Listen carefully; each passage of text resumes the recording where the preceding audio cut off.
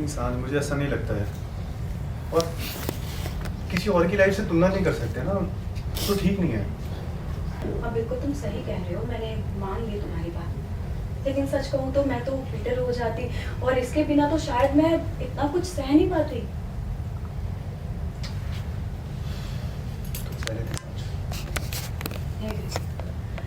बिल्कुल नहीं सह पाती, और शायद तुम ये बात इसलिए बोल रही हो क्योंकि तुम मुझसे प्यार करती हो।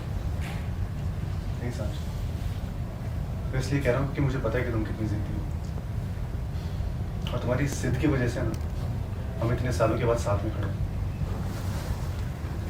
हाँ, और शायद इसी जिद ने शन्नू को भी बचा लिया। हाँ सांच, I mean, उसने कुछ रिएक्ट ही नहीं किया, कोई ड्रामा नहीं, सिर्फ जिद, अपनी गरिमा बनाए रखने के लिए, अपने मान सम्मान को इंटैक्ट रखने के लिए। वैसे मैंने उससे बात करने की कोशिश की थी, उसने मुझे ये कहा कि उस समय उसके लिए ऋषि को बचाना, मिनिस्टर सर को बचाना और खुद को बचाना सबसे ज़्यादा इम्पोर्टेंट हो गया था, और उसने तो इसके लिए अपने कुल देवता से भी प्रार्थना की थी और उन्होंने इसकी मदद की।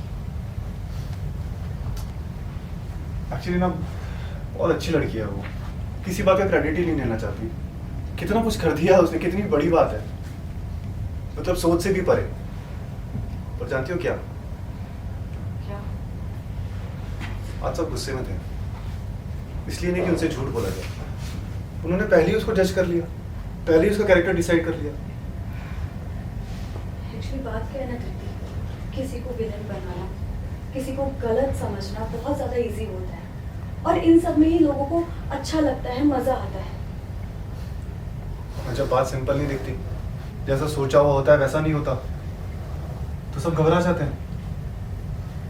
जैसे कृति, मैंने आज एक बात नोटिस की। क्या? यही कि जो लोग बहुत चिल्लाते थे, बहुत बोलते थे, वही लोग आज बहुत ज़्यादा डरे हुए थे। जैसे कि नीलू, मैंने उसके चेहरे पर उसका डर देखा। जब सच सामने आया ना, तो वो बहुत ज़्यादा डर गई थी।